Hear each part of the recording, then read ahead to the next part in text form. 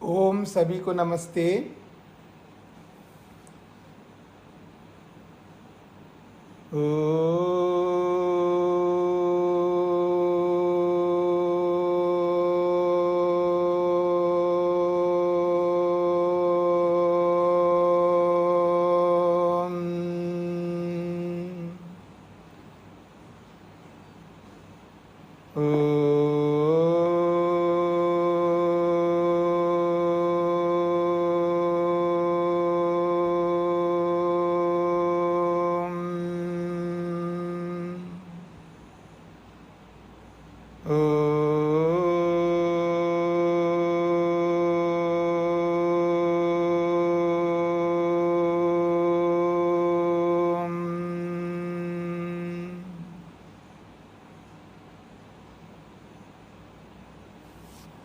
न्याय दर्शन के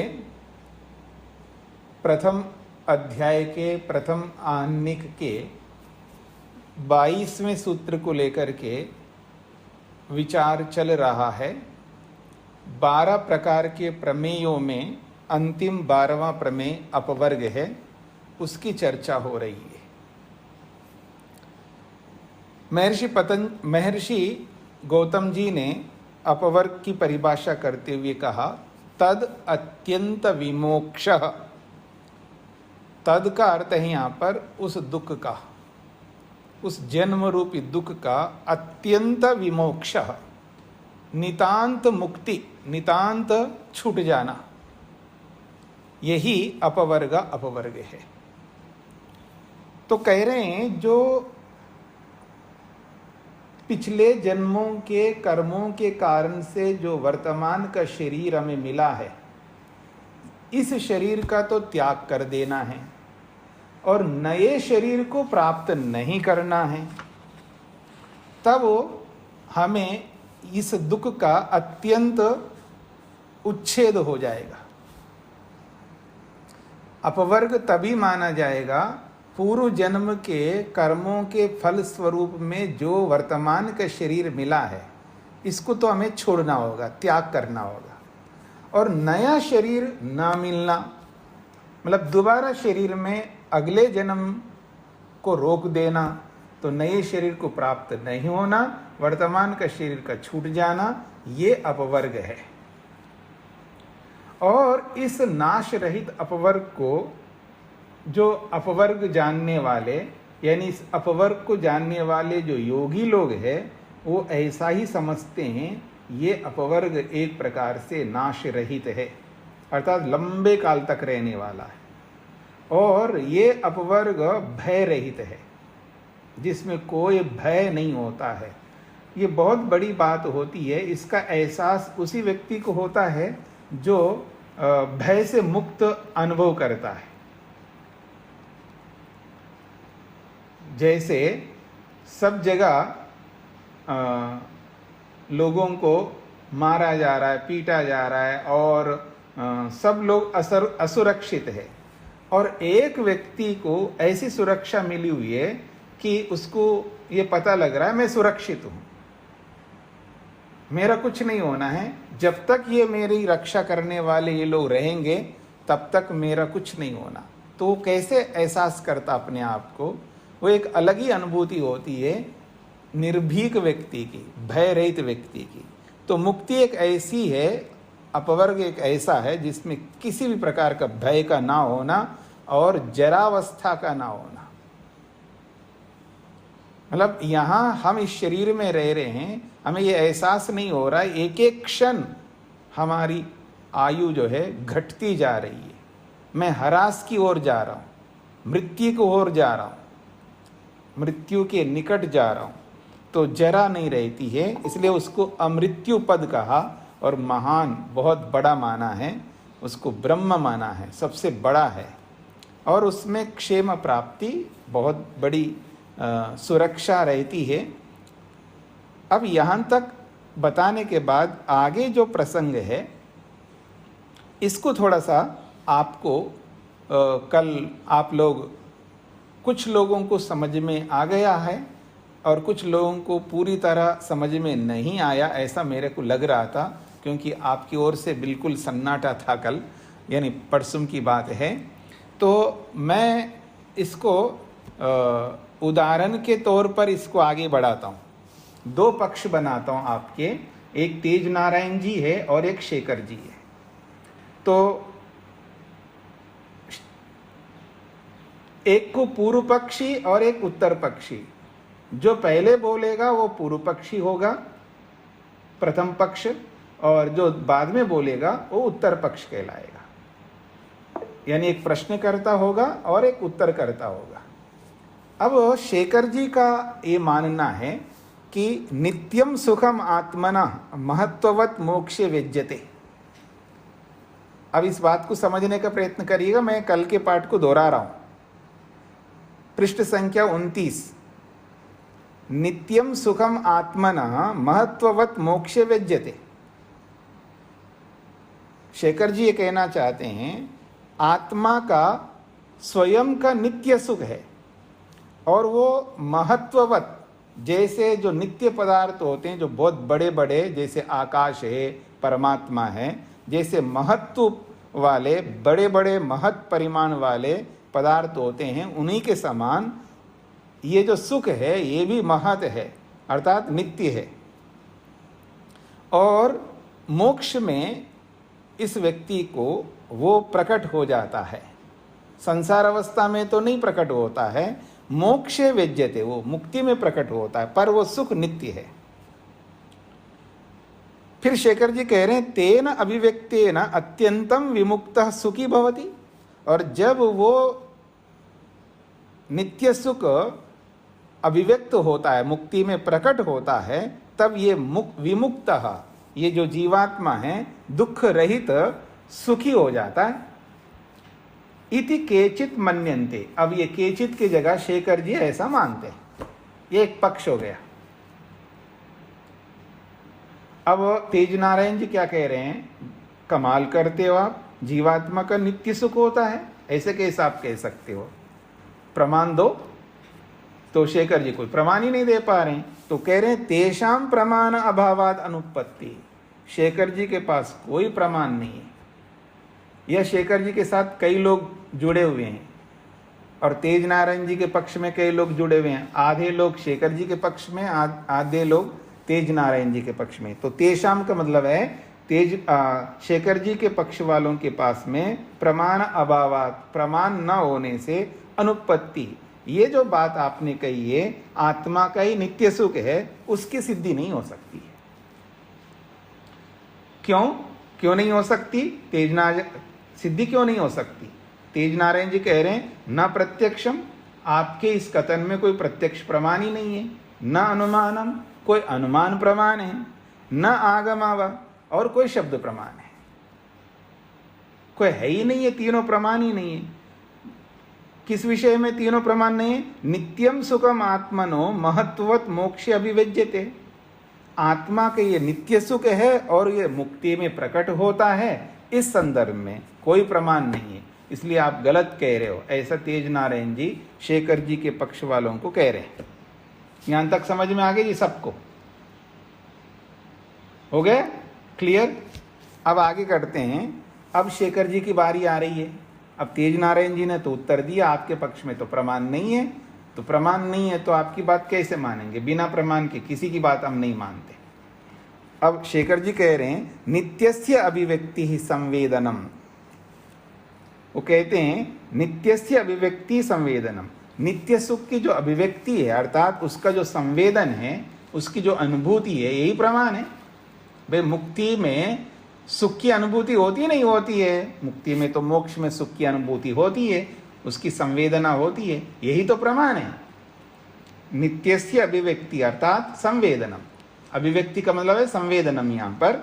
तो नित्य सुख का जो संवेदन अर्थात उसकी जो अनुभूति होती है आत्मा को, यही तो प्रमाण है, तो प्रत्यक्ष प्रमाण है आत्मा के लिए। आप कह रहे हो प्रत्यक्ष प्रमाण है ही नहीं है। अच्छा, नित्य सुख की अभिव्यक्ति ही संवेदन है, अनुभूति है, ऐसा आप कह रहे हो, ये शेखर जी की बात हो गई। अब तेज नारायण जी कहते हैं तस्य हेतु वचनम, उसका कारण बताओ। वो जो नित्य सुख की संवेदना हो रही मुक्ति में, वो कहां से प्रकट के आया? वो नित्य सुख की अभिव्यक्ति कहां से आ गई, किसने उसको प्रकट किया, उसका कारण बताओ। ये वार्तिक है। नित्यस्य अभिव्यक्ति संवेदनम तस्य हेतु वचनम, ये वार्तिक हो गया सूत्र जैसा। अब दोनों इसी बात को कहते हैं, नित्यस्य अभिव्यक्ति संवेदनम ज्ञानम। शेखर जी कह रहे हैं नित्यस्य अभिव्यक्ति अर्थात संवेदनम, यानी नित्य सुख का संवेदन होता है अर्थात उसका ज्ञान होता है आत्मा को। तो अब तेज नारायण जी कह रहे हैं तस्य हेतुर्वाच्य, उसका कारण बताओ। वो नित्य सुख का जो संवेदन, जो ज्ञान हो रहा है, वो ज्ञान कहां से हो रहा है, उसका हेतु, उसका कारण बताइए आप। यथा तदुपपद्यते, जिससे वो नित्य सुख का संवेदन ज्ञान उत्पन्न हो रहा है, उसको वो कहां से उत्पन्न हो रहा है। अभी तक तो उत्पन्न नहीं हो रहा था, अब मुक्ति में प्रकट हो गया, तो उस प्रकटीकरण का, उस ज्ञान का कारण बताइए। ये तेज नारायण जी ने बोला है उनको। यहां तक पकड़ में आ गई जी सबको?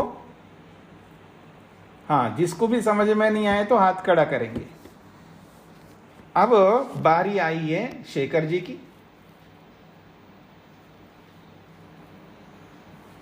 सुखवत नित्यमिति चेत संसारस्थस्य मुक्तेन अविशेषा। यहां तक वार्तिक है, अंडरलाइन कर लो, वार्तिक कर दो उसको। अब शेखर जी क्या कह रहे हैं, सुखवत नित्यमिति चेत, यहां तक शेखर जी का वचन हो गया। सुखवत नित्यमिति चेत, जैसे सुख नित्य है ना, तो सुख के समान ही ये जो संवेदना है वो भी नित्य है। सुखवत का मतलब है सुख के समान। जैसा सुख नित्य है, हमने तो यही कहा, शेखर जी कह रहे हैं हमने ये कहा कि सुख नित्य है, तो उसकी जो संवेदना है, उसका जो संवेदन है, उसका जो ज्ञान है, वो भी नित्य है। तो सुख के समान संवेदना ज्ञान भी नित्य है, दोनों नित्य है। तो जब दोनों नित्य है तो ठीक है जी। अब इसका क्या हेतु बताएं आपको। ये शेखर जी ने उत्तर दिया कि सुख के समान वो संवेदन भी नित्य है। अब तेज नारायण जी कहते हैं अच्छा, आप ऐसा कहते हो तो बताइए संसारस्थस्य मुक्तेन अविशेष। हे शेखर जी, फिर तो मुक्तात्मा और संसार के आत्मा दोनों में कोई विशेष ही नहीं रहेगा। संसारस्थस्य, संसार में रहने वाले का, और मुक्तेना, और मुक्ति में रहने वाले के द्वारा, दोनों की तुलना करो तो अविशेषा, दोनों समान हो जाएंगे। संसार वाले का और मुक्ति वाले के साथ में कोई विशेषता तो रही नहीं है, दोनों एक जैसे हो गए। दोनों एक जैसे कैसे होंगे जी? भाई आपने माना है सुख भी नित्य है और उसकी अनुभूति भी नित्य है, तो जब दोनों नित्य है तो हमारे में भी तो रहेगा ना वो सुख। भाई हम तो संसार में रहने वाले हैं। तेज नारायण जी कह रहे हैं, आप कह रहे हो मुक्ति में प्रकट हो रहा है, वो मुक्ति में क्यों प्रकट होगा, यहाँ भी प्रकट होना चाहिए, क्योंकि आपने सुख को भी नित्य माना है, उसकी अनुभूति को भी नित्य माना है, तो हमारे में भी तो होना चाहिए वो। तो फिर तो हमारे में और मुक्तात्मा में अंतर क्या हुआ, दोनों बराबर से हो जाएंगे। ये वार्तिक हो गया। इसी वार्तिक की व्याख्या करेंगे अब आगे।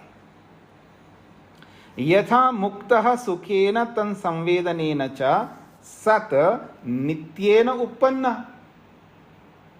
ये शेखर जी कह रहे हैं जैसे मुक्तात्मा सुख के द्वारा युक्त होता है, क्योंकि उसका सुख तो नित्य है, तो सुख तो नित्य है, तो जैसे मुक्तात्मा को सुख नित्य रहता है तो उसके संवेदन भी नित्य रहेगा। तो सुख और उसके संवेदन से मुक्तात्मा सत जुड़ा हुआ रह करके नित्येन उपन्न अर्थात सदा उसके साथ जुड़ा रहेगा।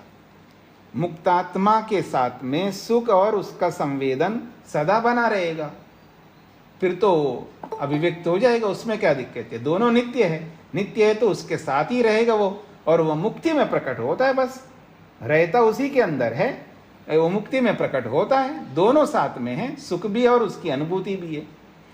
संसार अवस्था में प्रकट नहीं हो रहे हैं, लेकिन मुक्ति में प्रकट हो जाएंगे क्योंकि वो नित्य है। ऐसा शेखर जी ने कहा है। अब तेज नारायण जी कहते हैं ऐसी बात है, तो कहते हैं राजकुमारी जी माइक को बंद करो। हाँ जी, अब तेज नारायण जी क्या कह रहे हैं, तथा संसारस्थो भी प्रसज्यते इति, तो संसार में रहने वाले को भी यही अनुभूति होनी चाहिए फिर, जैसे मुक्तात्मा को हो रही है। क्यों? दोनों को आपने नित्य माना है ना, सुख को भी उसकी अनुभूति भी, और जब सुख भी नित्य है अनुभूति भी नित्य है, तो मेरे को क्यों नहीं हो रहा है अनुभव, मेरे को अनुभूति क्यों नहीं हो रहा है? मैं तो बद्ध आत्मा हूं, संसार में रहने वाला हूं। ये तेज नारायण जी कह रहे हैं, तो संसार में रहने वाले को भी वो नित्य सुख उसकी अनुभूति प्रसज्यते होनी चाहिए। क्यों होनी चाहिए? उभयस्य नित्यत्वात्, सुख भी और उसका संवेदन भी दोनों नित्य आपने बोला है, तो दोनों नित्य होने से संसार में रहने वाले को भी अनुभूति होनी चाहिए, क्योंकि आपने कहा अनुभूति भी नित्य है सुख भी नित्य है, तो हमें क्यों नहीं हो रहा है? ये तेज नारायण जी का प्रश्न है शेखर जी के ऊपर। यहां तक हमने पीछे पढ़ लिया है। हाँ जी, आप लोगों को समझ में आ गया? सबको पकड़ में आ गया जी? अब कोई परेशान नहीं होने का। हाँ, समझते हुए चलेंगे चाहे कितना ही टाइम लगे। क्लियर सबको? आगे बढ़ते हैं। अब यहां से आगे हमारा चलेगा। हाँ जी, अब भी क्या प्रश्न हुआ आपको? रचना जी को क्या प्रश्न है? नमस्ते स्वामी जी। मैं ये पूछ रही थी कि ये जो सुख है नित्य वाला, तो ये आत्मा का गुण ही तो माना जाएगा, जो आत्मा के गुण है, इच्छा, द्वेष, प्रयत्न, सुख, दुख और ज्ञान। तो आप ये वाले उस सुख से मतलब है इसका? नहीं, आप किस दुनिया में जी रही हैं? आप किस मतलब यही है कि आप जिस तरह प्रश्न कर रहे हो, तो आप किस दुनिया में जी रही हैं? मतलब आप ये मानते हैं कि सुख जीवात्मा का गुण है? तो इसमें है ना सारा ये वाला इच्छा, द्वेष, प्रयत्न, सुख, दुख, ज्ञान, ये आत्मा। अच्छा, चिन्ह है ये तो। हाँ, ये चिन्ह है, ठीक है। हाँ लिंग है उसका, ठीक है। हाँ, अब आगे बढ़े जी। हाँ, समझते हुए चलना। अब आगे हम बढ़ रहे हैं जी। माइक बंद कर लीजिएगा। अब आगे कह रहे हैं, अभ्युज्ञाने च धर्माधर्म फलेन सह धर्माधर्म फलेन साहचर्यम योगपद्यम गृह्येत। ये यहां तक वार्तिक है। अभ्युज्ञाने च धर्माधर्म फलेन साहचर्यम योगपद्यम गृह्येत। पहले संक्षेप से सूत्र जैसा बना करके बोलते हैं वात्स्यायन जी, फिर उसी की व्याख्या करते हैं।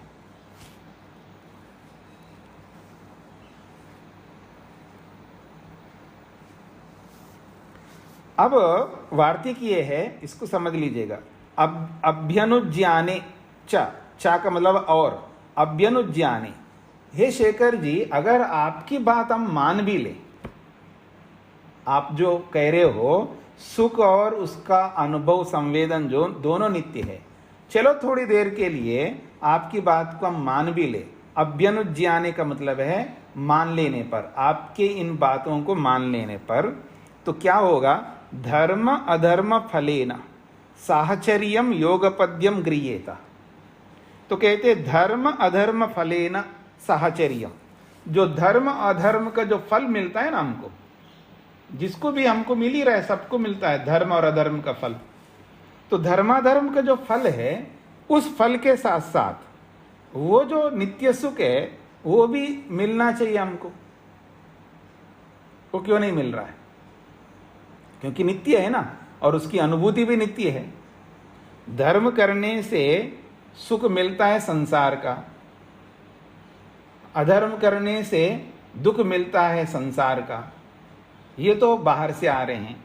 और आपने कहा सुख नित्य है और उसका संवेदन भी नित्य है, तो जैसे धर्माधर्म का जो फल मिल रहा है हमको सुख दुख के रूप में, इसके साथ साथ आत्मा का नित्य सुख भी हमको मिलता रहना चाहिए, क्योंकि उसके साथ रहता है, और उसकी अनुभूति भी होती रहना चाहिए। दोनों नित्य माना है आपने। पकड़ में आ रहा है जी? आपने दोनों को नित्य माना है, तो दोनों को नित्य माना है, तो हम जो मेहनत कर रहे हैं आज संसार में रहते हुए, क्या मेहनत करते हैं? दो ही मेहनत करते हैं, अधर्म और धर्म। अधर्म के लिए मेहनत करते हैं या धर्म के लिए मेहनत करते हैं। तो उस धर्म अधर्म से हमको जो फल मिल रहा है ना, उस फल के साथ साथ ये नित्य सुख भी हमको मिलना चाहिए, उसका अनुभव भी होना चाहिए हमको। क्यों नहीं हो रहा है हमको? ये तेज नारायण जी आक्षेप कर रहे हैं उनके ऊपर।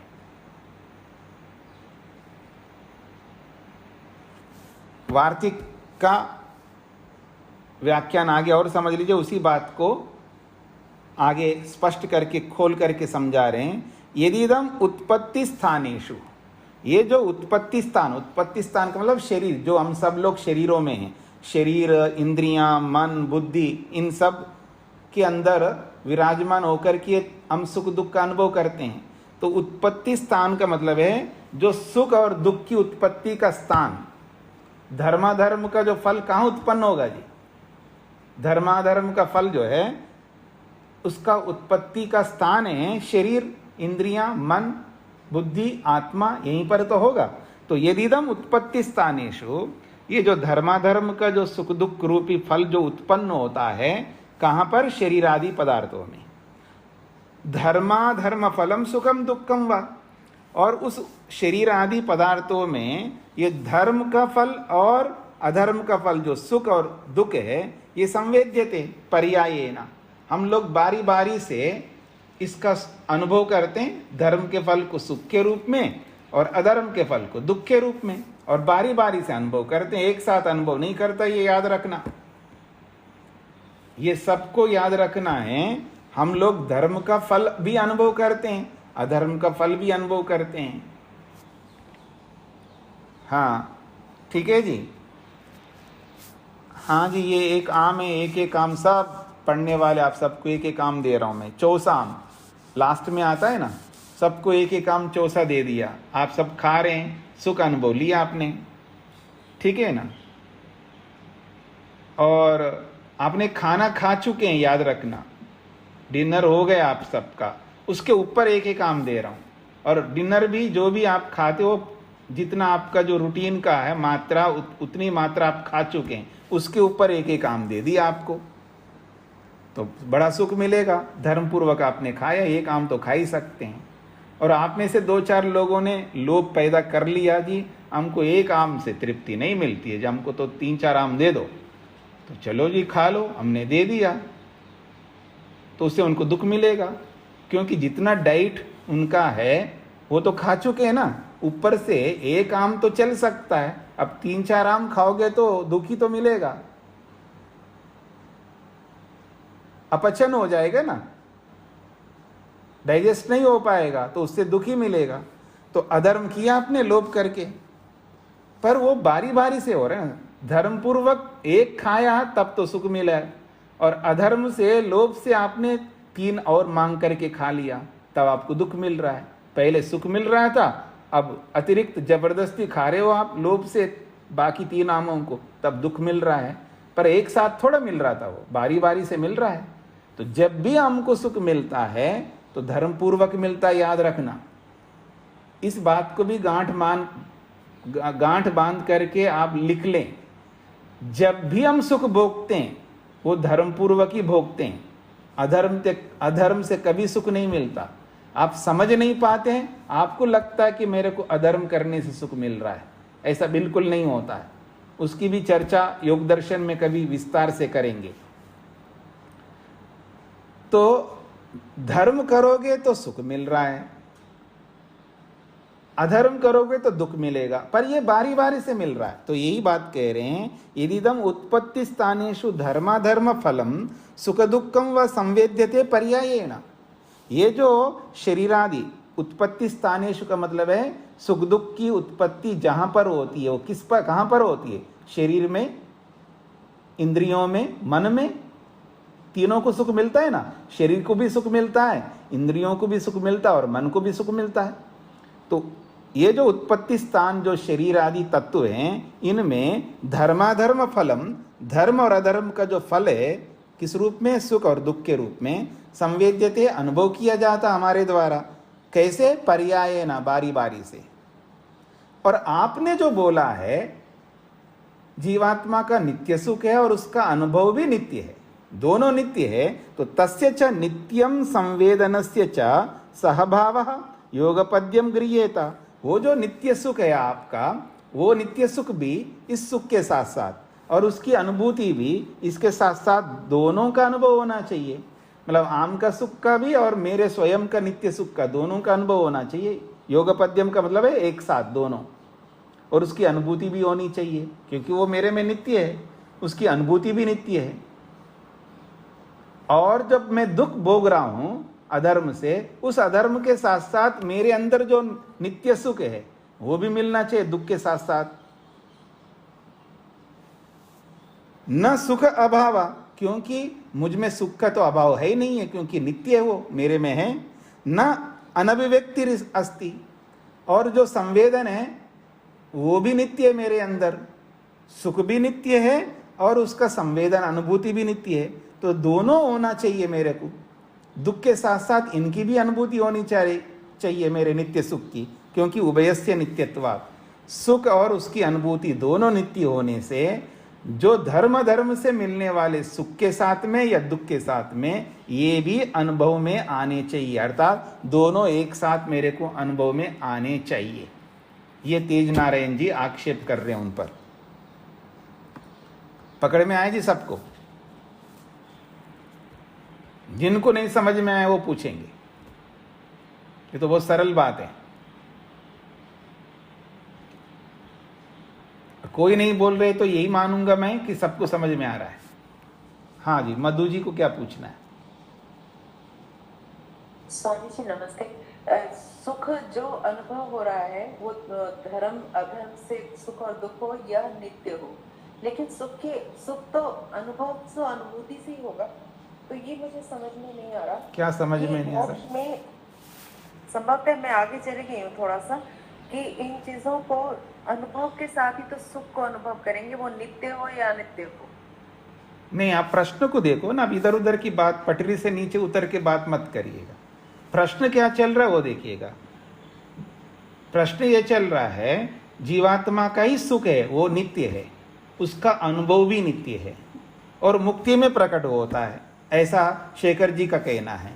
तेज नारायण जी कहते हैं भाई दोनों को आप नित्य मानते हो तो संसार में भी तो रह रहा है, नित्य सुख भी है और उसकी अनुभूति भी नित्य है, तो हमको होनी चाहिए ना संसार में रहते हुए। वो भी जो धर्माधर्म से जो मिल रहा है हमको सुख दुख, उसके साथ साथ उसका भी अनुभव होना चाहिए हमको, क्योंकि आपने दोनों को नित्य माना है। ये प्रसंग चल रहा है। अब बोलिए आप। ठीक है जी? जी जी। तो यहां तक हमने पहुंचा दिया जी। तो शेखर जी के ऊपर ये आक्षेप रहा कि आपने दोनों को माना है नित्य, तो उनकी अनुभूति क्यों नहीं हो रही आज संसार में रहने वाले हम सबको? क्योंकि आपने दोनों को नित्य माना है। तो अनुभूति को नित्य समझने का मतलब समझ रहे हैं जी आप? अनुभूति भी नित्य का मतलब समझ रहे हैं? थोड़ा समझ लीजिएगा। जैसे आत्मा जो है ना, आत्मा है, नित्य है ना आत्मा, और उसकी अनुभूति भी नित्य हो रही। मैं हूं, इसकी अनुभूति भी नित्य हो रही है आपको। किसी को नहीं हो रही हो तो बोले। मैं नहीं हूं ऐसा अनुभव में आता है कि आप लोगों को? मैं हूं, आपको बोलना नहीं पड़ेगा, लेकिन निरंतर आपको अनुभूति हो रही है ना, मैं हूं, मैं नहीं हूं, ऐसी थोड़ी अनुभूति होगी आपको। सबको नित्य अनुभूति हो रही है मैं हूं की, क्योंकि आत्मा नित्य है। तो उस आत्मा का अनुभव लगातार आपको हो रही है जब तक आप जागृत अवस्था में रहोगे। ठीक इसी प्रकार से सुख नित्य है, उसकी अनुभूति भी नित्य है। जैसे जीवात्मा का अस्तित्व नित्य है और उसकी अनुभूति भी नित्य है। ठीक है? और इतना ही नहीं है, मैं और आगे बढ़ा रहा हूं इस बात को, थोड़ा समझने का प्रयत्न करना, आपको सरल कर देता हूं इसको। इच्छा जो है जीवात्मा का, उसकी अपनी इच्छा है, जब तक जीवात्मा है तब तक उसकी इच्छा है, तो इच्छा भी नित्य है जीवात्मा को, और उसकी अनुभूति भी नित्य है। हम जब तक रहेंगे तब तक इच्छा से युक्त रहेंगे, उसकी अनुभूति भी करेंगे इच्छा। बोलो आप में से कोई कि आपको सुख की इच्छा है या नहीं है? जब तक जागृत रहोगे सुख की इच्छा ही रखते रहोगे, साथ में उसकी निरंतर अनुभूति ताकते रहते हो आप सुख के लिए। किससे लो लूँ सुख? पति से, पत्नी से, बेटे से, बेटी से, पोते से, पोती से, सबसे सुख लेने के लिए ताक रहे हैं आप लोग, क्योंकि इच्छा जो है आपकी नित्य है, उसकी अनुभूति भी नित्य है। पकड़ में आ रहा है आप सबको? ऐसे ही शेखर जी जब ये कह रहे हैं कि सुख भी नित्य और उसकी अनुभूति भी नित्य है, तो हमको नित्य अनुभूति भी होना चाहिए उस सुख की। मुक्ति में क्यों, यहां पर भी होनी चाहिए, क्योंकि वो नित्य माना है आपने, पकड़ लिया उनकी बात को। गलत बोला है तो उस बात को पकड़ के रखते हैं ना आप लोग, यही तो काम करते हैं। पति ने कुछ गलत बोला है, पत्नी फटाक से पकड़ लेती है और पकड़ के रखती है, अब उसको छोड़ती नहीं है, ठीक है ना। या पति पकड़ लेता है पत्नी को, गुरु पकड़ लेता है शिष्य को, और शिष्य भी पकड़ लेता है गुरु को। सब पकड़ते हैं एक दूसरे को गलती करने पर, कौन नहीं पकड़ते हैं। अब शेखर जी गिरफ्त में आ गए, वो निकल नहीं सकते अब तेज नारायण जी के, ठीक है जी। अब वो कह रहे हैं तो ये जो हमको धर्म का अनुभव हो रहा है, धर्म का सुख या अधर्म का दुख, उसके साथ साथ भी ये नित्य सुख को भी अनुभव करना चाहिए हमको। हमें क्यों नहीं हो रहा है? क्योंकि आपने नित्य माना है। जैसे इच्छा नित्य है, आत्मा का अस्तित्व नित्य है, उसका अनुभव होता है, तो इसका भी अनुभव होना चाहिए हमको। यहां तक पहुंच गए जी। अब शेखर जी को कुछ तो बोलना पड़ेगा ना, खाली कैसे बैठे रहेंगे वो। ये आरोप लगा दिए तेज नारायण जी। अब शेखर जी की बारी आ रही है जी। वो कहते हैं अनित्यत्वे हेतु वचनम। अब शेखर जी ने जो बोला है, अब कुछ बोलेंगे क्या? वो बोल नहीं रहे हैं। चलो फिर मैं अनित्य मान लेता हूं, ऐसा उनके मन में आ रही है बात। चलो इसको नित्य नहीं मानते, अनित्य मानते हैं। तो ये जो अनुभूति है ना, अनुभूति जो है, संवेदना, सुख तो नित्य है, उसकी जो संवेदना है वो अनित्य है। अब थोड़ा सा ट्रैक चेंज कर रहे हैं शेखर जी। क्या कर रहे हैं? दोनों को नित्य मान रहे थे, अब गिरफ्त में आ गए, अब उत्तर नहीं मिल रहा है, तो थोड़ा सा बदलता है ना आदमी। देखिए, बातचीत करते समय हम कैसे अपने आप को गिरगिट की तरह बदलते हैं ना, ये भी समझ लेना। पति भी बदलता रहता है पत्नी के सामने, और पत्नी भी बदलती रहती है पति के सामने, गुरु भी बदलता है शिष्य के सामने, और शिष्य भी बदलता है गुरु के सामने। सब एक दूसरे के सामने बदलते रहते हैं, गिरगिट की तरह अपना रंग बदलते रहते हैं। अब शेखर जी अपना रंग बदल रहे हैं, देख लो क्या कह रहे हैं, वो समझने का प्रयत्न करिए, ऐसे ही आपको समझ में आएगा अब आप लोगों को, ठीक है जी। अब शेखर जी सोचेंगे, वैसे वो कुछ नहीं सोच रहे, मैं वैसे बोल रहा हूँ। शेखर जी का इसलिए नाम लिया, और किसी का नाम लेंगे तो हो सकता है पता नहीं मेरे को क्यों बकरा बना दिया, ठीक है जी। अब ये देख लीजिएगा, अब शेखर जी थोड़ा सा ट्रैक चेंज कर रहे हैं। वो कहते हैं देखो जी, सुख तो नित्य है, लेकिन ये जो अनुभूति है, चलो मैं अपनी बात बदलता हूं, सुख तो नित्य है लेकिन उसकी अनुभूति अनित्य है, ऐसा वो कहना चाहते हैं। तो उसके लिए ये वार्तिक है अनित्यत्वे हेतु वचनम। अनित्यत्व का मतलब संवेदन को अनित्य मान रहे हो, मतलब शेखर जी बोल चुके हैं लेकिन यहां वो दिया नहीं है, अर्थात वो अंडरस्टूड है। जब तेज नारायण जी बोल रहे हैं, इसका मतलब शेखर जी बोल चुके हैं, वो वाली बात अंडरस्टूड है। मतलब वो क्या कहना चाहते हैं शेखर जी, सुख को तो मैं नित्य मानता हूं लेकिन उसकी अनुभूति अनित्य है। अब बदल दिया ना उन्होंने, तो अनित्यत्वे। अच्छा, आप अनुभूति को अनित्य मानते हो, तो तेज नारायण जी कह रहे हैं उसका कारण बताओ। फिर वो कहां से पैदा हो रहा है? मुक्ति में क्यों पैदा हो रहा है, यहां क्यों नहीं पैदा हो रहा है? उसका कारण बताओ। ये हेतु अनित्यत्वे हेतु वचनम, ये वार्तिक है। अथ मोक्षे नित्यस्य सुखस्य संवेदनम अनित्यम। अब देखिएगा, शेखर जी ने वार्तिक में तो नहीं बोला खुल करके, अब उसकी व्याख्या में बोल रहे हैं। अथ मोक्षे नित्यस्य सुखस्य संवेदनम अनित्यम। आत्मा का सुख तो नित्य है लेकिन संवेदनम अनित्यम, उसकी जो अनुभूति है वो अनित्य है, ये शेखर जी कहना चाह रहे हैं। व्याख्या में बोल दिया उन्होंने। संक्षेप में तो नहीं बोला है, लेकिन व्याख्या में बोल दिया, अथ मोक्षे नित्यस्य सुखस्य संवेदनम अनित्यम। आत्मा का सुख तो नित्य है, लेकिन उसका संवेदनम अनित्यम, उसकी अनुभूति अनित्य है, ऐसा बोल पड़े। तो अब वो तेज नारायण जी कहते हैं, यथा उत्पद्यते स हेतुर्वाच्य, जिससे वो संवेदन जो है मुक्ति में प्रकट हो रहा है, वो किस कारण से प्रकट हो रहा है, उसका कारण बताओ। यथा उत्पद्यते, वो जो संवेदन जो है मुक्ति में प्रकट हो रहा है, वो किससे प्रकट हो रहा है, उसका कारण बताइए। ये शेखर जी के ऊपर प्रश्न किया। हाँ जी, पकड़ में आ रहा है जी सबको। माता शकुंतला जी को क्या पूछना है?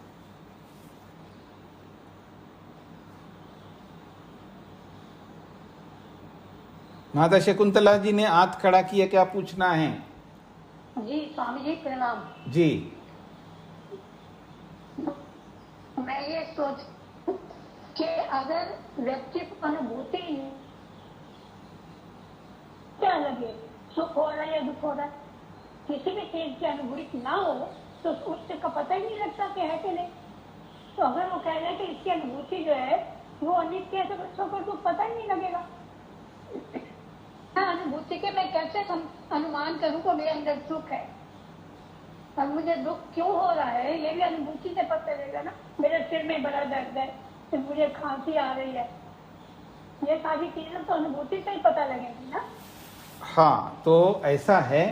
इसमें मैं आपको ये भी बता दूं, हम लोगों कई बार समझ में क्यों नहीं आता है, इस बात को भी मैं सामने रखता हूं। और हम ट्रैक से कैसे उतर के इधर उधर, पटरी से उतर के इधर उधर कैसे जाते हैं, वो भी मेरे को समझाना है आप लोगों को। माइक बंद कर लीजिएगा। अब माता जी क्या है, माता जी पटरी से उतर गई, ट्रैक से बाहर हो गई। प्रसंग क्या चल रहा है उस पर ही हमको टिके रहना, इधर उधर का सोच ला करके उलझना नहीं, अपने आप को उलझाना नहीं है। कई बार आदमी क्या करता है, जो बात हो रही उस पर ही विचार करता हुआ जाएगा तो आसानी से समझ में आएगा, लेकिन उससे हट करके हम इधर उधर की बात बीच में लाएंगे तो जो मुख्य विषय वो रह जाएगा और उलझन में चले जाएंगे। अब माताजी ने यही काम किया है, वो इधर उधर की बात ला करके इसके साथ जोड़ दिया। अगर अनुभूति नहीं होगी या जो भी बोल रही हैं वो प्रसंग से बाहर की बात है। इसलिए मैंने बोला था भाई, आत्मा का अस्तित्व है, जब तक आत्मा है तब तक उसका अस्तित्व को एहसास करता है ना, मैं हूं, वो हमेशा रहेगा। उसको कैसे बुलाएगा वो कभी नहीं बुला सकता। ऐसे उसकी इच्छा है, उसके जितने भी स्वाभाविक गुण हैं सबको अनुभव करता है वो, उसको क्यों मिटाएगा वो। तो अगर प्रश्नकर्ता ये कहता है सुख और उसकी अनुभूति नित्य है तो सदा होना चाहिए। अब माता जी क्या कहना चाहती है, अब बोले। इधर उधर की बात नहीं करना, प्रसंग को समझ में नहीं आया तो ये बोलना, इधर उधर की बातें लाकर के इसमें क्यों जोड़ना है हमको। बोलिए माता जी, आप क्या कहना चाहते हैं इससे? मैं यही कहना चाह रही हूँ स्वामी जी जी, कि अगर अनुभूति ना हो तो कैसे समझने के मिल रहा है, चाहे वो कहीं हो, चाहे अपवर्ग में हो, चाहे इस संसार में हो। अगर मुझे अनुभूति ना हो तो दुख का भी पता नहीं चलेगा। मेरे को जो समझ आई मैं वो पूछ रही हूँ। जी नहीं, अनुभूति केवल एक ही नहीं होती है ना माता जी, अनुभूति तो बहुत प्रकार की होती है। यहाँ प्रकरण चल रहा है सुख की अनुभूति, उसको लेकर के हम विचार कर रहे हैं। बाकी अनुभूतियां होंगी ना, हमको अनुभूति अलग अलग होती है ना, जैसे इच्छा की अनुभूति हो रही है, मेरे अस्तित्व की अनुभूति हो रही है, मेरे प्रयत्न की अनुभूति हो रही है, रूप की अनुभूति हो रही है, रस की अनुभूति हो, दुनिया भर की अनुभूति हम करते रहते, खाली थोड़ा बैठे रहते हम लोग। पर यहाँ प्रसंग एक अनुभूति के ऊपर हो रही है। अब बोलिए। हाँ जी माता जी, सुख की अनुभूति है ना। हाँ, सुख की अनुभूति की बात हो रही है, केवल सुख की अनुभूति। तो सुख जी, तो अगर अनुभूति नहीं है तो कैसे सुख का पता लगेगा कि मेरे अंदर सुख है? अगर मुझे अनुभूति नहीं हो रही सुख की जी, तो कैसे पता चलेगा? नहीं चलेगा ना, क्योंकि आपके अंदर सुख ही नहीं है तो क्यों अनुभूति होगी? यहाँ आ रहा है ना कि अनुभूति तो जो है वो रोज की नित्य नहीं अनित्य है। जो आपने शेखर जी का नाम लिया जी। कि इन्होंने अपनी बात बदल दी है जी। कि अनुभूति जो है वह अनित्य है। अगर अनित्य है तो ना मुझे कोई अनुभूति होगी नहीं, सुख की भी नहीं होगी। नहीं, ऐसा कैसे कहेंगे आप? ऐसा कैसे कहेंगे आप कि अनुभूति नहीं होगी तो कैसे पता लगेगा? क्यों नहीं पता लगेगा? पता लगेगा ना। सुख की अनुभूति नहीं हो रही है लेकिन दबा हुआ है। जैसे मैं नित्य हूँ, मेरा अस्तित्व है, पर मैं अपनी अनुभूति नहीं कर रहा हूँ। तो मेरे को पता लगा मैं सो गया था, जब तक मैं सोता रहा मैंने अपनी अनुभूति नहीं किया। क्यों नहीं पता लगेगा? बाद में पता लगेगा।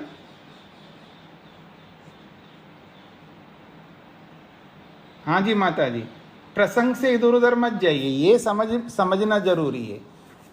दूसरा प्रश्न मत लाओ बीच में। तो हाँ जी, हाँ अब बोलिए। अनुभूति नहीं होगी तो कैसे पता लगेगा? वो प्रश्न ही नहीं है ना यहाँ पर। अनुभूति नहीं होगी तो कैसे पता लगेगा? अनुभूति हो रही है ना हमको, तभी तो ये प्रश्न चल रहा है। मतलब सुख की अनुभूति नहीं हो रही है, ये पता लग रहा है हमको। अनुभूति तो हो रही है, मैं हूं की अनुभूति हो रही है, लेकिन मैं दुखी हूं, मेरे सुख की अनुभूति नहीं हो रही है। और आप बोलते हो सुख नित्य है और उसकी अनुभूति भी नित्य है। क्यों नहीं हो रही मेरे को अनुभूति? ये प्रसंग चल रहा है। स्वामी धन्यवाद। हाँ, मतलब मैं अनुभव तो कर रहा हूं ना, मेरे को, मैं अपनी अनुभूति तो कर ही रहा हूं, पर मेरे को सुख की अनुभूति नहीं हो रही है। और आप कहते हो सुख नित्य है और उसकी अनुभूति भी नित्य कह रहे हो ऊपर से। जैसे मेरी अनुभूति हो रही है तो सुख की भी अनुभूति होनी चाहिए अब, क्योंकि मैं बद्ध आत्मा हूं, अभी शरीर में हूं। क्यों नहीं हो रही है? ये प्रश्न हो रहा है। आप कह रहे हो, आप प्रश्न पर उपस्थित कर रहे हो कोई अनुभूति नहीं हो रही है। क्यों? कोई अनुभूति क्यों नहीं होगी? अनुभूति तो हो ही रही है हमको, इसलिए केवल सुख पर रहना है हमको। अब पकड़ में आ गया आपको? हाँ, सतीश जी को क्या पूछना है? नमस्ते स्वामी जी। जी। स्वामी जी, मैं ये देख रहा था कि इसमें लिखा है कि जो सुख उत्पत्ति स्थान जो शरीर है वो धर्म से जो फल मिलता है वो बारी बारी से मिलता है। तो यहाँ ऐसा लग रहा है कि सुख दो प्रकार का हो गया, एक तो जो नित्य सुख है और एक जो धर्म से फल रूप में मिलने वाला सुख है। हाँ तो बिल्कुल, ऐसा लग रहा है कि सुख दो प्रकार का हो गया। बिल्कुल बिल्कुल, यही तो बोला था मैंने ये बोला था ना, एक सुख बाहर से आ रहा है, एक मेरा अपना अंदर का है। दोनों की अनुभूति होनी चाहिए। अगर मैं अधर्म नहीं कर रहा हूं तो बाहर का सुख की भी अनुभूति होनी चाहिए, मेरे अंदर की सुख की भी अनुभूति होनी चाहिए, एक बात। और मैं अधर्म कर रहा हूं तो मेरे अंदर की सुख की अनुभूति भी होनी चाहिए, उसी समय बाहर से आने वाले दुख की भी अनुभूति होनी चाहिए। यही तो बोला था मैंने। दो प्रकार का हो जाए। स्वामी जी सुख तो सुख है, उसमें भेद कैसे कर पाएगा? उसकी अनुभूति में भेद कैसे होगा? सतीश जी कमाल करते हो आप। क्यों भेद नहीं हो सकता? लड्डू का सुख अलग होता है, नमकीन का सुख अलग होता है, क्यों नहीं भेद कर सकते? ईश्वर का सुख अलग होता है, प्रकृति का सुख अलग होता है, रूप का सुख अलग होता है, रस का सुख अलग होता है, अलग अलग सुख होते हैं। क्यों भेद नहीं करेंगे? तो नित्य सुख अलग है, अनित्य सुख अलग है। धर्म से मिलने वाला सुख अलग प्रकार का है और मेरे अंदर नित्य सुख अलग प्रकार का है। क्यों भेद नहीं करेंगे? आप भेद नहीं करते हो जब दोनों चीज खा रहे होते हो। आप नमकीन भी साथ में खा रहे होते हो, मीठा भी साथ में खा रहे होते हो। भेद नहीं करते दोनों सुखों का? ऐसे भेद करेंगे, क्या दिक्कत है? धन्यवाद जी। हाँ जी, चलें जी, आगे आगे बढ़े हम अपने प्रसंग पर। समझ में आ रहे हैं ना सबको? तो प्रसंग पर रहिए तो आपको जल्दी आसानी से समझ में आता है। बस दोनों पक्षों को याद रखिएगा, किसका क्या पक्ष है ये याद रखना है। शेखर जी का पक्ष ये है कि सुख नित्य है, जीवात्मा का ही है, वही प्रकट होता है। और बीच में उन्होंने ये बोल दिया उसकी अनुभूति भी नित्य है। और तेज नारायण जी का पक्ष है जीवात्मा का अपना कोई सुख नहीं होता है, तो जब सुख ही नहीं होता तो उसकी अनुभूति भी नहीं हो पाएगी। ये तेज नारायण का पक्ष है। तो दोनों के पक्ष को ध्यान में रख करके दोनों एक दूसरे को बोल रहे हैं, एक दूसरे को बस ये दिमाग में रखते हुए इसको समझते जाएंगे तो बड़ा आसान हो जाएगा। तो अब तेज नारायण जी उनके ऊपर प्रश्न उपस्थित कर दिया, अर्थात शेखर जी कह रहे हैं मोक्ष में आत्मा का जो नित्य सुख है वो मोक्ष में प्रकट होता है, लेकिन उसमें जो अनुभूति हो रही है वो अनित्य है, वो मोक्ष में ही प्रकट होता है, उसका अनुभव संसार में नहीं हो, क्योंकि वो अनित्य है। तो अब तेज नारायण जी ने कहा अच्छा वो मोक्ष में ही प्रकट होता है अनुभव, तो वो किस कारण से अनुभव होता है? यथा उत्पद्यते सह, सह का मतलब है वो संवेदना कहां से उत्पन्न हो रहा है मुक्ति में, उसका कारण बताओ। आत्मा का सुख तो नित्य है लेकिन उसकी अनुभूति अनित्य है, तो अनित्य अनुभूति जो है किसी कारण से तो प्रकट होगा ना, उसका कारण बताओ। यह प्रश्न उपस्थित किया तेज नारायण जी ने शेखर जी के ऊपर। अब आगे बढ़े जी। अब आगे पृष्ठ देखिए 30 पर। वार्तिक है ये आत्म मन संयोगस्य निमित्तांतर सहितस्य हेतुत्वम, यहां तक। शेखर जी प्रश्न चिन्ह, सतीश जी प्रश्न चिन्ह को हटा दीजिएगा। आत्म मन संयोगस्य निमित्तांतर सहितस्य हेतुत्वम, ये वार्तिक है।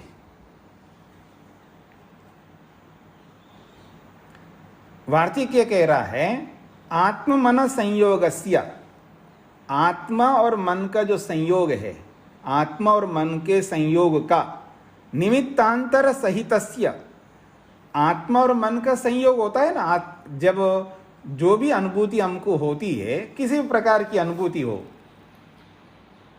चाहे सुख की अनुभूति हो, दुख की अनुभूति हो, रूप की अनुभूति हो, स्पर्श की, शब्द की, गंध की, कोई भी अनुभूति हो, उन समस्त अनुभूतियों के पीछे आत्मा और मन का संयोग होना चाहिए।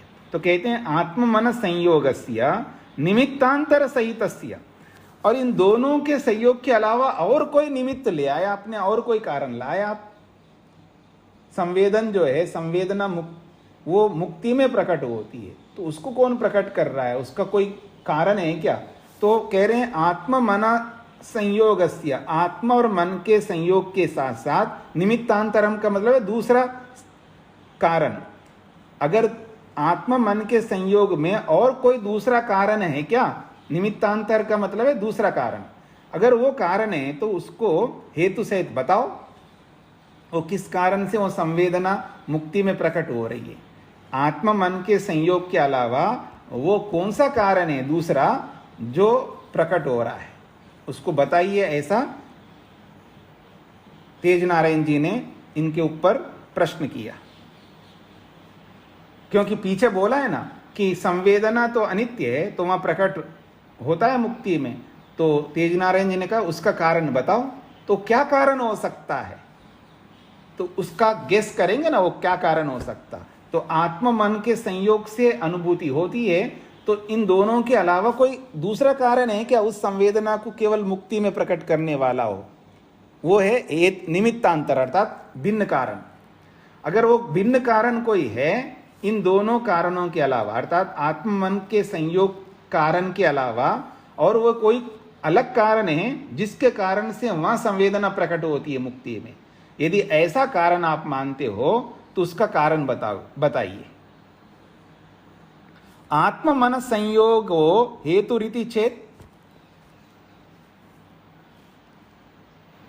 वो कहते हैं आत्म मन संयोगो हेतु इति चेत,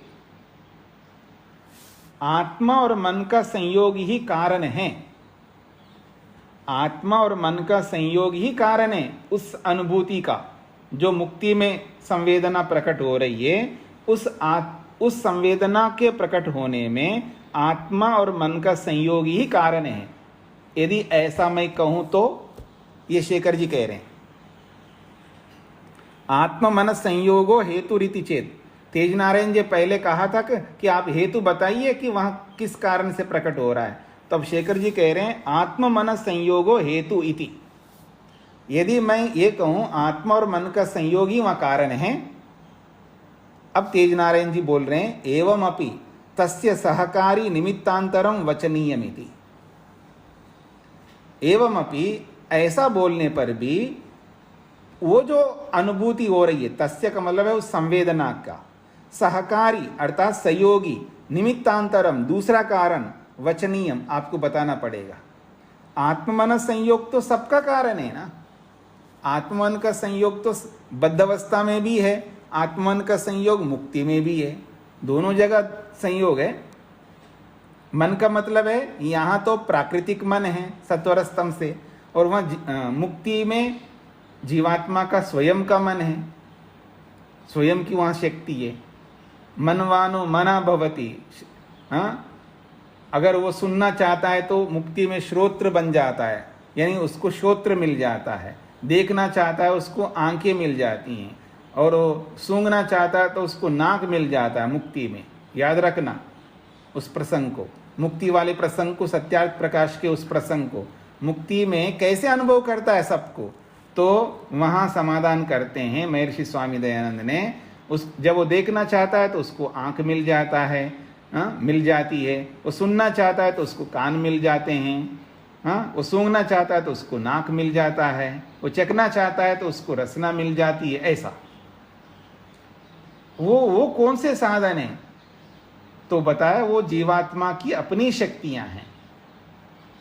मतलब जीवात्मा के पास में स्वयं की आंख है, याद रखना, मैंने पहले भी बोला था, स्वयं का श्रोत्र है, स्वयं की वाणी है, स्वयं की सब कुछ है, पर उनमें इतना सामर्थ्य नहीं है।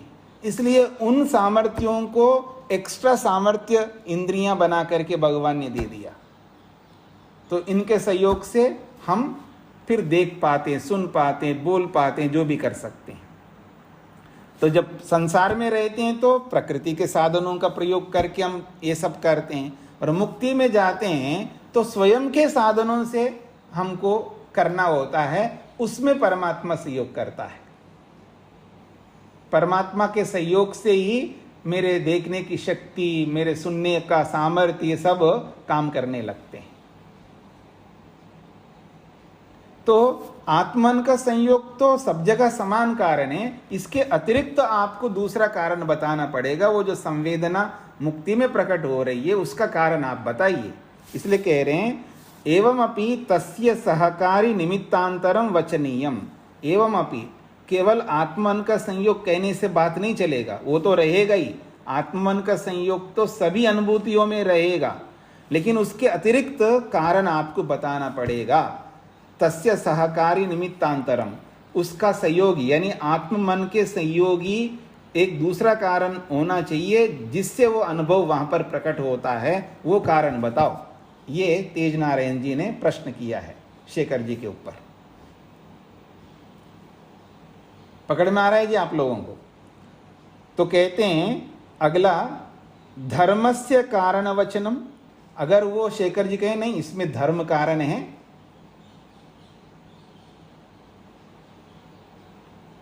धर्म कारण है।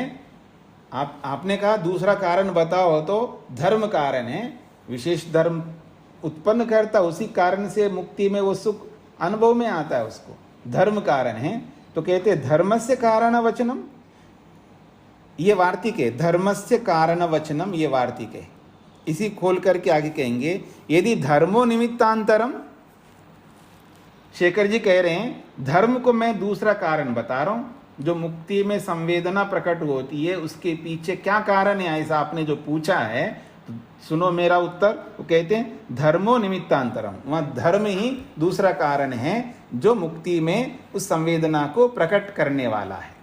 ये शेखर जी कह रहे हैं यदि धर्मो निमित्तांतरम, यदि मैं धर्म को दूसरा कारण के रूप में प्रस्तुत करूं तो आपको कोई आपत्ति है क्या? धर्म है, बिल्कुल धर्म है, उसी धर्म से वहां संवेदना होती है।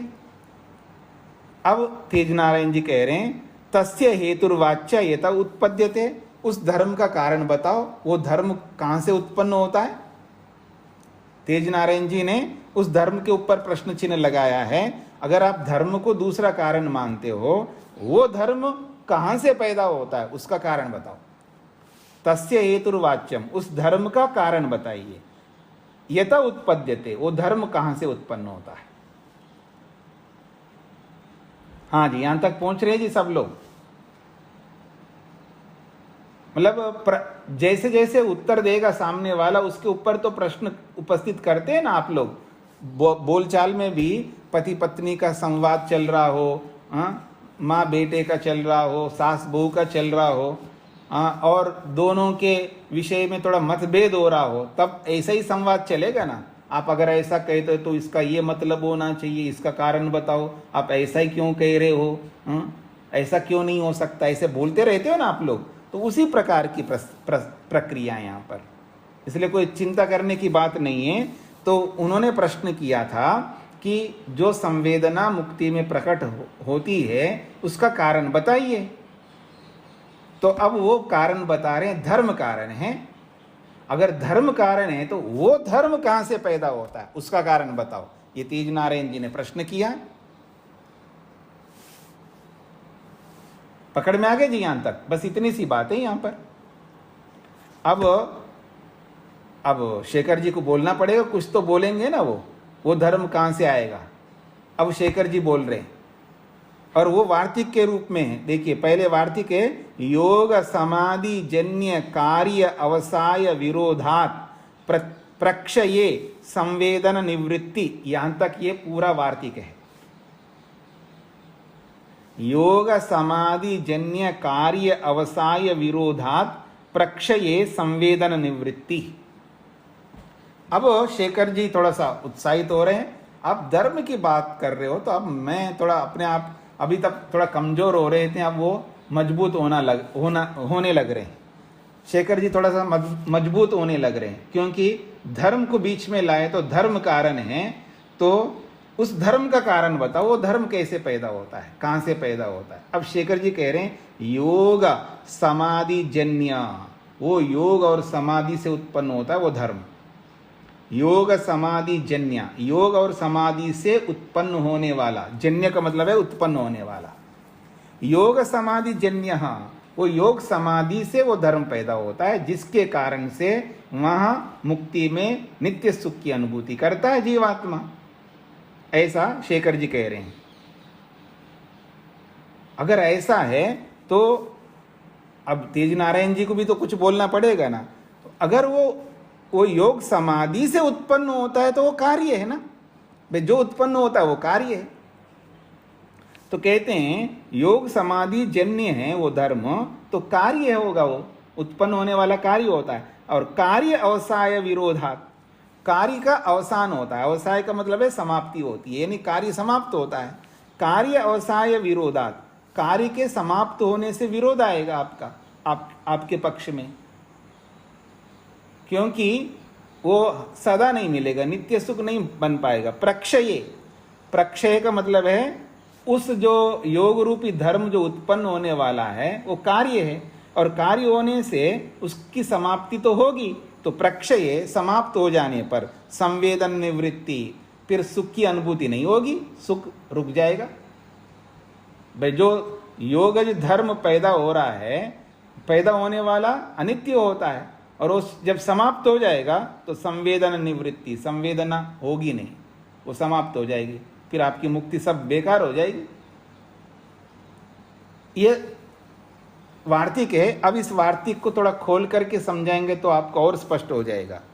अब शेखर जी क्या कहना चाह रहे हैं, यदि योग समाधिजः धर्मो हेतु हो, योग समाधिजा, जा का मतलब उत्पन्न होने वाला, योग और समाधि से उत्पन्न होने वाला धर्म जो है वो हेतु है मेरे पक्ष में। आपने पूछा था कि वो जो संवेदना उत्पन्न होती है मुक्ति में, उसका कारण बताइए। तो ये बता रहे कारण शेखर जी, यदि मैं ये मानूं या ये बोलूं योग और समाधि से उत्पन्न होने वाला जो धर्म है ना, योग करने से, समाधि लगाने से एक विशेष धर्म उत्पन्न होता है ना, उसी कारण से तो मुक्ति मिलती है। तो जो योग और समाधि से उत्पन्न जो धर्म है वही मेरे पक्ष में हेतु है, ये शेखर जी ने बोला है।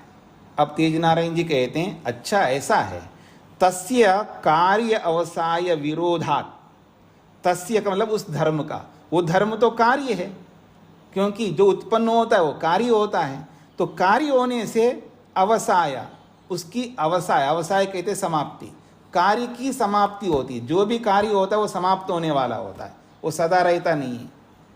तो कार्य का अवसाय होने से विरोध आएगा आपके मुक्ति के विषय में।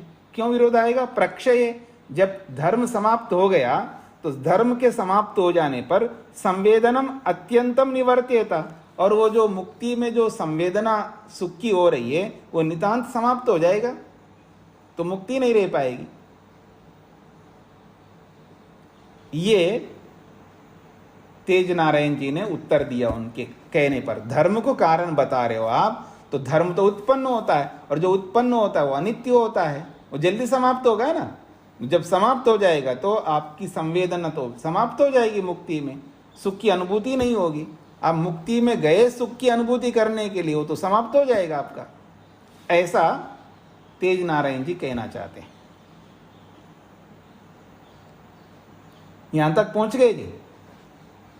अब इसकी चर्चा आगे करेंगे हम कल, इसके आगे इसी बात को लेकर के चर्चा करेंगे। यहां तक तो आपको पहुंचा दिया मैंने, और इसको पढ़ लीजिएगा शांति से और सुन लीजिएगा तो आपको और अच्छी तरह समझ में आएगा कैसे हम एक दूसरे के साथ प्रश्न करते हैं और कैसे उसकी प्रक्रिया किस प्रकार की होती है।